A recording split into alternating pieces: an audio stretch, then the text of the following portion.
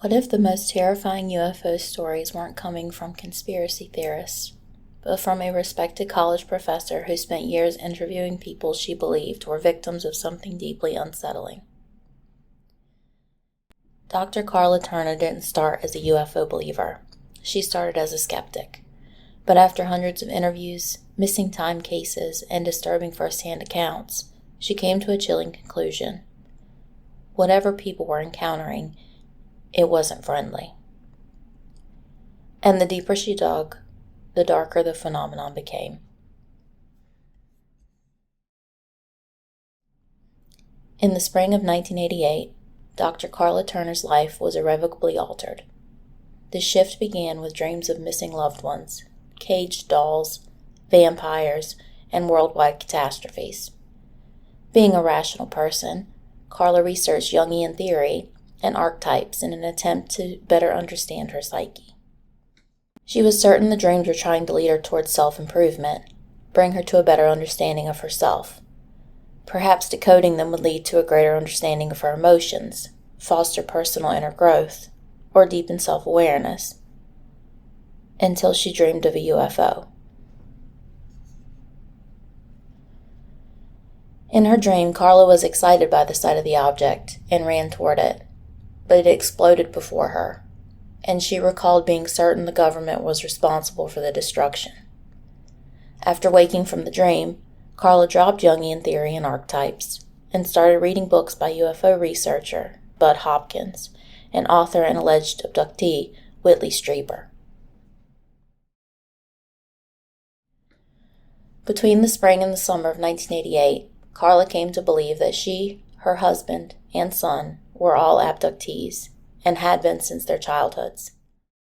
In the process of the investigation with Barbara Barthlick, I was also questioned about anomalous past events myself and turned up things I had consciously always remembered but had never accounted for in any particular way.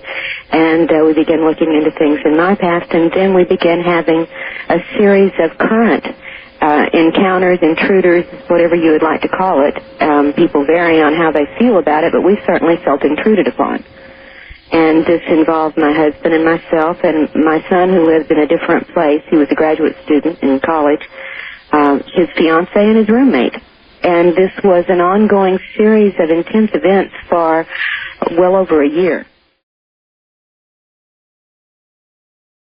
Under hypnosis, they each recalled episodes of missing time and encounters with alien creatures. As is now known to be typical of abductee cases, the Turners also found unexplained bruises, cuts, scratches, and puncture marks on their bodies. You're very familiar, I'm sure, with the scoop marks, which are supposedly samples taken from us for some particular scientific reason, or the straight line cuts, and we have a variety of explanations for those. But I'll tell you from the work that we have been doing in about a 5-state area, from Texas, Arkansas, Oklahoma, Kansas, Louisiana, Tennessee, Alabama, larger than a 5-state area. In the case after case count, if you want to keep up with sheer statistics, we have other marks that turn up much more often than the scoops and straight line marks. For instance, bruises and punctures often in certain patterns.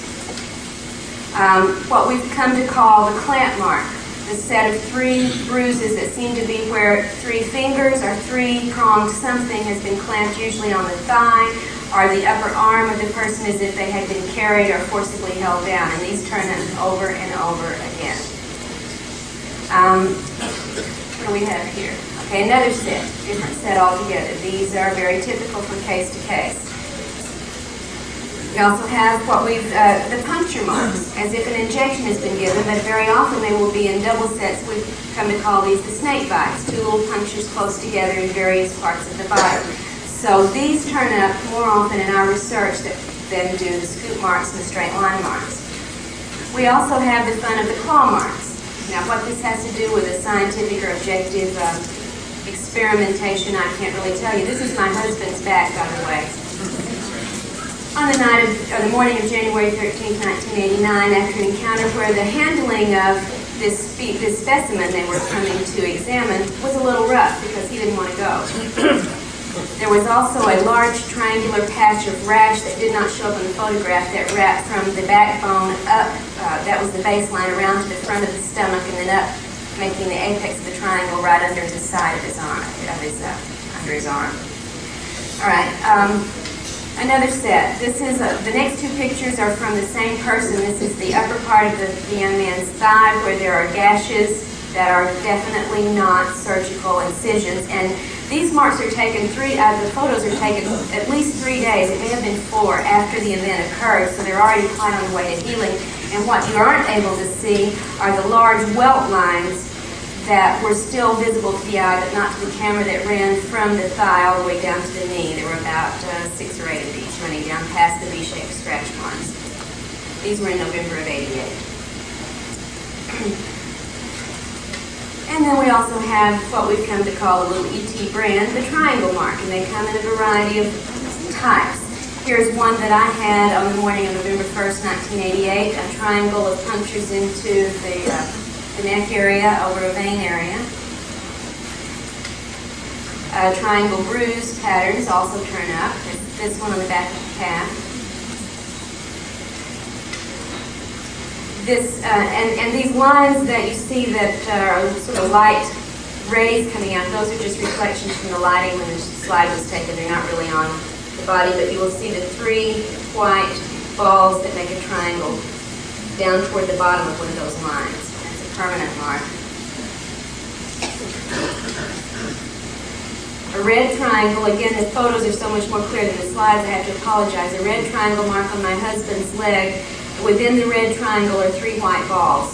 Again, they're much more visible from the actual photograph, but a variety of the triangle marks. And this is from one of the women whose material will be included in the book I'm working on now down in Central Texas, who had an extraordinary experience where she gained time in an encounter rather than losing it, and ended up with, probably 18 or more different marks, bruises, punctures, and scratches, and so on the next morning. This is one set of triangle punctures on her back. And because she was afraid they wouldn't show up, she had circled on her body where various marks were. This is only part of her body that next morning. Karla continued her own research and eventually published a book on her family's experiences called Into the Fringe. Her open and honest account led to many alleged abductees contacting her to share their experiences. She shared other alleged experiences of female abductees in her book Taken, Inside the Alien-Human Abduction Agenda.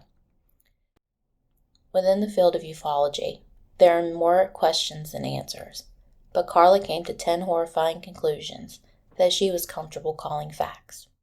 Facts. Fact number 1. We do not know with any certainty exactly what these entities may be. Extraterrestrial, interdimensional, terrestrial in origin, some combination of all of the above, something we have yet to even dream of. Fact number 2, at least some of the aliens are liars.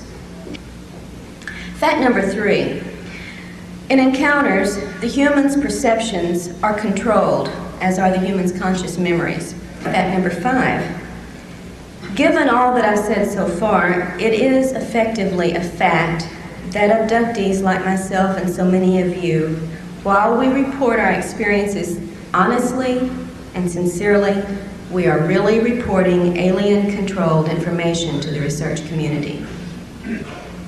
Fact number 6, there's a serious element of human involvement in the abduction phenomenon, in addition, of course, to the very real alien participation. Fact number 7, whatever else it may be, the abduction agenda involves quite physical aims and procedures that tend to belie the idea of a primarily spiritual motivation on the alien's part.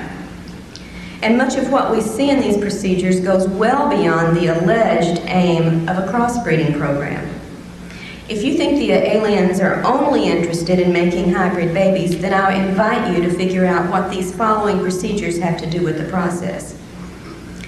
First, you're aware of the various type of implants into numerous areas of the body, into the brain, through the ear, into the neck, into the spine, into the legs, the hips, and even in one man's fairly notable case, into the penis. Some of these implants have been seen on X-ray, CAT scan, and MRI. Some of them never show up. Some have been physically recovered. But so far as I'm aware today, and I do invite those who may know better to please correct me on this, whatever analysis has been performed on these objects has not given us any sensational new information. Fact number 8. All of the things that I've described to you so far are part of the aliens' physical aims and procedures. But that isn't all there is to their motivations. The agenda also involves the long-term psychological programming of the abductee. It targets, among other concepts, our social and personal relationships, our sexuality, our political ideas, and our religious and spiritual concerns. Fact number 9. With their advanced technology, the aliens can create virtual reality scenarios that are usually absolutely real to the perceptions of the targeted abductee. Fact number 10, and this is the last on my short list of facts. It is a fact that the aliens show a mysterious interest in the human soul. And I say mysterious because of the kinds of things they do and say concerning it. Now, this part of the phenomenon is so rarely discussed in public that I don't think we really have a good pool of data to proceed on a serious discussion, but I'd like to bring it up because it is a fact that the interest is there and mysterious, and we should be concerned about it. These facts are a stark contrast from other popular UFO and alien researchers like John E. Mack and Stephen Greer, who believe the ETs are trying to expand human consciousness and form a brotherhood with humanity for a brighter, more enlightened future. Turner concluded that whatever these creatures were, they were abducting people, performing experiments on them without their consent, and manipulating their memories about the experiences to cover their tracks. She believed these creatures were deceitful and cruel, with zero interest in the good of humanity, and that whatever they're using us for, it only benefits them. The point is not so much learning how to live with this situation as it is finding answers to the questions of who in truth these beings are, why they're here, what technology they possess that allows them to implant and control us, to clone our bodies, to harvest our energy and our physical material, and to find out what our government knows about this agenda and what it may be trying to do about it, and why part of that involves intimidating, surveilling, and even abducting abductees. Dr. Karla Turner died on January 10, 1996, from what was officially recorded as a rapidly advancing, extremely aggressive form of breast cancer. Although some modern researchers believe she was purposely infected by the government to silence her, Karla and her family blamed her lifelong exposure to alien creatures and experiments. She believed her immune system had been compromised by the constant stress, trauma, and tests inflicted upon her by the creatures. The truth of the UFO phenomenon is likely a massive hyper-complex mosaic. We may never know if Dr. Karla Turner held the definitive final key to that puzzle, but without her research and data, and without her absolute bravery to look into the darkest corners of the experiences, our picture of the whole phenomenon remains incomplete. She reminds us that in the search for truth, we cannot afford to cherry-pick the data. We cannot look away from the pieces that don't fit just because they make us uncomfortable. We have to take her work seriously.